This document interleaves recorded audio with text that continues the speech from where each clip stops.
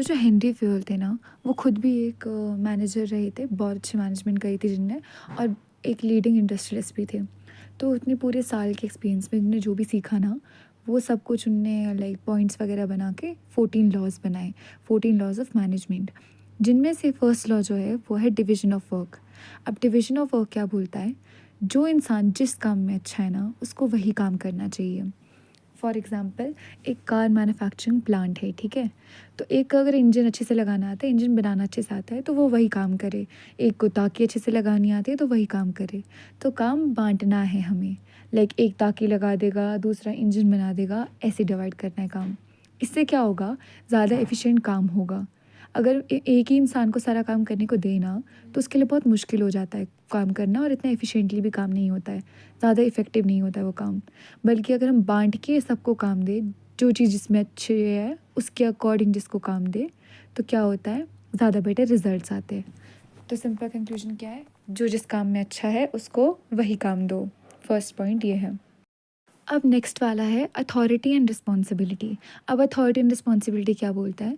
जो मैनेजर है ना मेन, उसको अथॉरिटी भी होनी चाहिए उसकी सबके ऊपर, लाइक वही मेन लीडर होना चाहिए जो सबको ऑर्डर्स दे, सबको टास्क देगा वो अलग अलग, और सब उसकी बात सुनेंगे, तो ये उसकी अथॉरिटी है, ठीक है?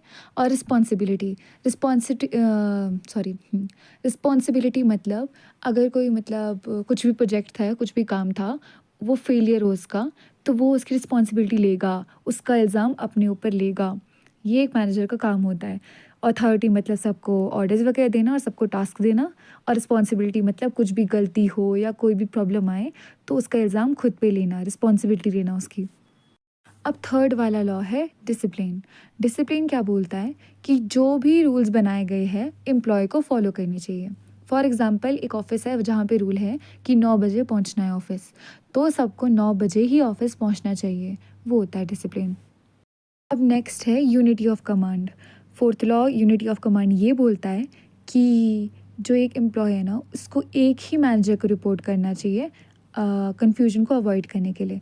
आई मीन, जैसे ग्राफिक डिज़ाइनर है ना, वो रिपोर्ट करेगा बस अपने क्रिएटिव डायरेक्टर को, बाकी जो सुपरवाइजर्स है छोटे मोटे उनको रिपोर्ट नहीं करेगा, डायरेक्टली उसे रिपोर्ट करना चाहिए अपने डायरेक्टर को ही, ऐसा बोलते हैं ताकि कन्फ्यूजन ना हो। क्योंकि ऑब्वियसली अगर हम अलग अलग सुपरवाइजर्स के पास जाएंगे तो वो अलग अलग चीज़ें बोलेंगे, अलग राय बोलेंगे, एंड सारी कन्फ्यूजन हो जाएगी। तो सीधा डायरेक्टर के पास ही जाना चाहिए एक एम्प्लॉय को, ठीक है, जो मेन मैनेजर है उनका। अब इसमें नेक्स्ट वाला है यूनिटी ऑफ डायरेक्शन।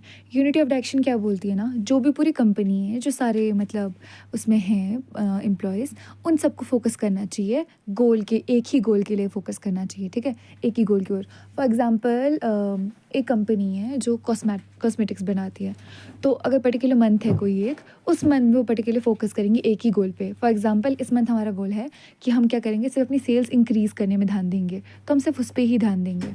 बल्कि अगर हम कुछ और गोल बनाएं, फॉर एग्जांपल इस मंथ का गोल है कि हम सिर्फ ध्यान देंगे कि अपनी क्वालिटी इंप्रूव करें प्रोडक्ट की, तो जो सारे उसके डिपार्टमेंट्स हैं ना, उस पे ही फोकस करेंगे, एक ही गोल होना चाहिए, ऐसा बोलते हैं ये लोग। अब इसमें नेक्स्ट वाला है unity of direction. Unity of direction क्या बोलती है ना, जो भी पूरी कंपनी है, जो सारे मतलब उसमें हैं एम्प्लॉयज़, उन सबको फोकस करना चाहिए गोल के, एक ही गोल के लिए फोकस करना चाहिए, ठीक है, एक ही गोल की ओर। फॉर एग्जांपल, एक कंपनी है जो कॉस्मेटिक्स बनाती है, तो अगर पर्टिकुलर मंथ है कोई एक, उस मंथ में वो पर्टिकुलर फोकस करेंगे एक ही गोल पे। फॉर एग्जांपल, इस मंथ हमारा गोल है कि हम क्या करेंगे, सिर्फ अपनी सेल्स इंक्रीज़ करने में ध्यान देंगे, तो हम सिर्फ उस पर ही ध्यान देंगे। बल्कि अगर हम कुछ और गोल बनाएं, फॉर एग्जांपल इस मंथ का गोल है कि हम सिर्फ ध्यान देंगे कि अपनी क्वालिटी इंप्रूव करें प्रोडक्ट की, तो जो सारे उसके डिपार्टमेंट्स हैं ना, उस पे ही फोकस करेंगे, एक ही गोल होना चाहिए, ऐसा बोलते हैं ये लोग। तो नेक्स्ट है subordination of individual interest to general interest, sixth वाला। तो इस सिंपल सी बात ये बोलता है ना कि जब एक कंपनी में होते हैं ना, हम इंडिविजुअली अपनी इंटरेस्ट नहीं देखते, सबके इंटरेस्ट देखने पड़ते हैं। फॉर एग्जांपल, अब मैं एक कंपनी में काम कर रही हूँ, ठीक है, और मुझसे कोई फ़ेवर मांग रहा है, मेरे जो मतलब कोई पर्सनल क्लाइंट है वो मुझसे फ़ेवर मांग रहा है, तो मैं उसको पर्सनल फ़ेवर नहीं दूँगी, क्योंकि ये पूरी कंपनी को इफ़ेक्ट करेगा, ठीक है।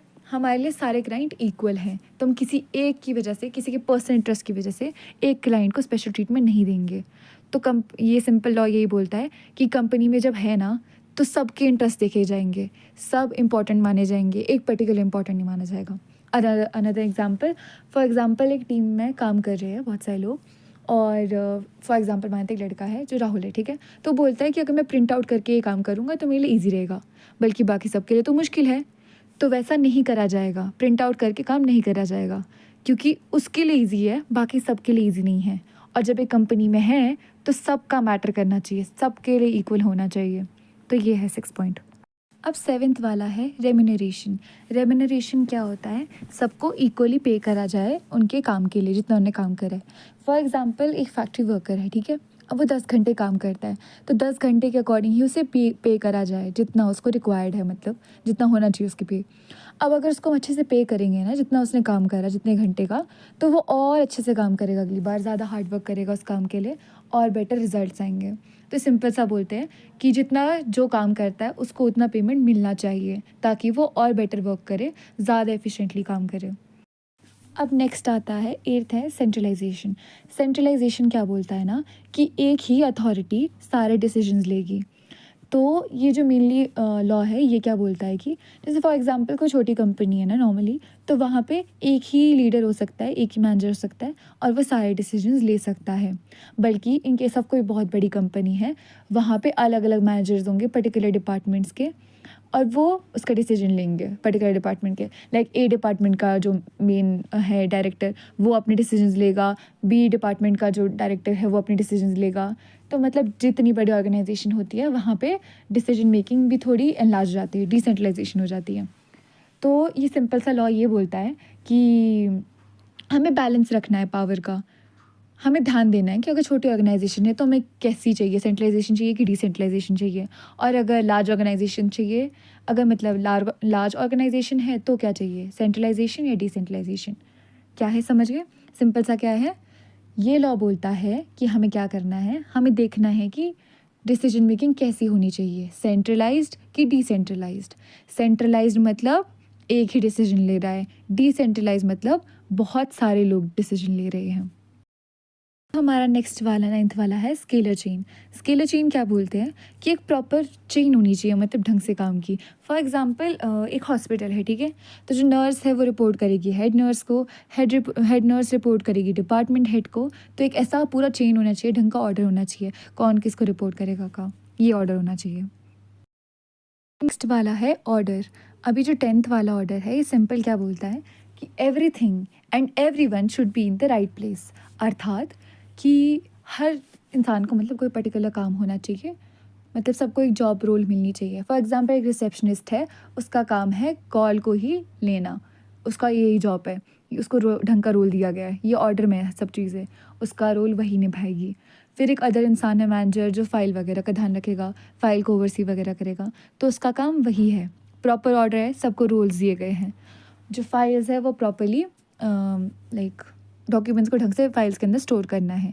तो हर चीज़ ऑर्डर में है, जहाँ होनी चाहिए, जहाँ रखी होनी चाहिए वहीं रखूँ चीज़ों को, एंड जिसका जो रोल है वो वहीं मिले, उसी जगह पे। रिसेप्शनिस्ट नीचे मिले काउंटर के पास, एंड मैनेजर ऑफिसर में मिले, सॉरी ऑफिस में मिले, जिसका जो रोल है वो वहाँ मिले और वही काम करे।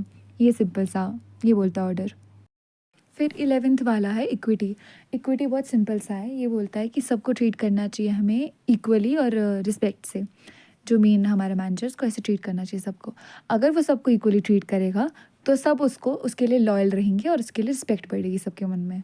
तो ऐसा रहना चाहिए एक मैनेजर को, सबको इक्वल ट्रीट करो, चाहे वो किसी भी कास्ट का हो, किसी भी कलर का हो, सब इक्वल ट्रीटमेंट डिज़र्व करते हैं। फिर उसके नेक्स्ट है 12th वाला stability of tenure of personal, जो बोलता है कि क्या होना चाहिए, हमें ना हमें टर्नओवर अवॉइड करना चाहिए। टर्नओवर क्या होता है, जब बार बार मतलब एम्प्लॉय आता है, कंपनी छोड़ देता है, फिर नेक्स्ट एम्प्लॉय आता है, मतलब वो चल रहा होता है ना। तो ये बोलते हैं कि ऐसा नहीं करना चाहिए, हमें ना अपने एम्प्लॉयज़ को लॉन्ग टर्म के लिए रहने देना चाहिए। क्योंकि देखो, अब हमने उनको मान लो कि 2 साल से एम्प्लॉय काम कर रहा है मेरी कंपनी में, तो वेल ट्रेंड है, उसे पता है कंपनी कैसे वर्क करती है एंड ऑल। तो वो कुछ साल के एक्सपीरियंस के बाद अपनी स्किल्स इंप्रूव कर पाएगा और ज़्यादा बेटर काम करेगा। बल्कि अगर कोई नया पर्सन हायर करती रहूँगी मैं बार बार, अगर कंपनी हर 2 साल बाद कोई नया हायर करती है तो कितना टाइम वेस्ट होगा उनका, फिर से उसको ट्रेन करना, फिर वो कब तक ब्लेंड होगा वो एम्प्लॉय उस कंपनी में। तो it is very time consuming. तो सिंपली बोलते हैं, जो तुम्हारे पहले से एम्प्लॉयज़ हैं उनको लॉन्ग टर्म के लिए रहने दो। ये है stability of tenure of personal. अब 13th वाला है इनिशिएटिव। इनिशिएटिव क्या होता है कि जो एक मैनेजर है ना, उसको ध्यान रखना चाहिए कि वो अपने एम्प्लॉयज़ को इनिशिएट करने दें, न्यू आइडियाज़ देने दें। फॉर एग्ज़ाम्पल एक लाइक टीम है प्रोग्रामर्स की, ठीक है? और उन्होंने कोई ऐप बिल्ड करा है, फॉर एग्ज़ाम्पल एक गेम है कोई, ठीक है? तो अब अगर एक कोई भी उनमें से प्रोग्रामर हो जिसको लगे कि अगर इस गेम में हम ये फ़ीचर ऐड करेंगे तो ये गेम और बेटर बनेगी, उसको वो आइडिया देने का चांस मिलना चाहिए। अगर ऐसा उसको चांस मिलेगा ना, तो ऑब्वियसली हमारी जो गेम है वो और बेटर इम्प्रूव होगी, ज़्यादा इनोवेटिव बनेगी। तो सिंपल सा आइडिया क्या है इसका, इनिशिएटिव का, कि सबको चांस देना चाहिए अपने न्यू आइडियाज़ वगैरह बोलने का, ताकि और बेटर रिजल्ट्स आए। स्पिरिट कॉर्प्स क्या बोलता है कि स्पिरिट कॉर्प्स का मतलब होता है टीम वर्क, यूनिटी और सेंस ऑफ बिलोंगिंग, ठीक है? ऐसी फीलिंग आनी चाहिए हमारे एम्प्लॉय के अंदर, उसे फ़ील होना चाहिए कि वो बिलॉन्ग करता है इस कंपनी को, इतना पॉजिटिव इम्पैक्ट होना चाहिए। जैसे एक फुटबॉल टीम होती है ना, सब प्लेयर्स एक दूसरे को हेल्प करते रहते हैं, मतलब ऑब्वियसली टीम वर्क में गेम खेलते हैं ना, तभी तो जीत पाते हैं। तो एक फुटबॉल में कैसा होता है, साथ मिलकर खेलते हैं, एक दूसरों को सपोर्ट करते हैं, पॉजिटिव रिगार्ड देते हैं, positive regard in the sense कि बोलते हैं कि वाह भाई तू बहुत बढ़िया खेल रहा है, बहुत अच्छा कर रहा है, ऐसे सपोर्ट कर रहे हैं, टास्क्स में हेल्प करते हैं। तो वैसे ही एक कंपनी में भी होना चाहिए एम्प्लॉयज़ के बीच, एक दूसरों की हेल्प करेंगे अगर वो, और अगर उनका जो मेन मैनेजर है उनको फ़ील कराए कि हाँ बहुत बढ़िया कर रहे हो, इट्स वर्थ इट, सब अच्छा है, ऐसा फ़ील कराए उनका मैनेजर उनको, और एम्प्लॉयज़ भी एक दूसरों के साथ अच्छे खुशी से रहे, तो मतलब काफ़ी सक्सेसफुल रहेगी वो कंपनी।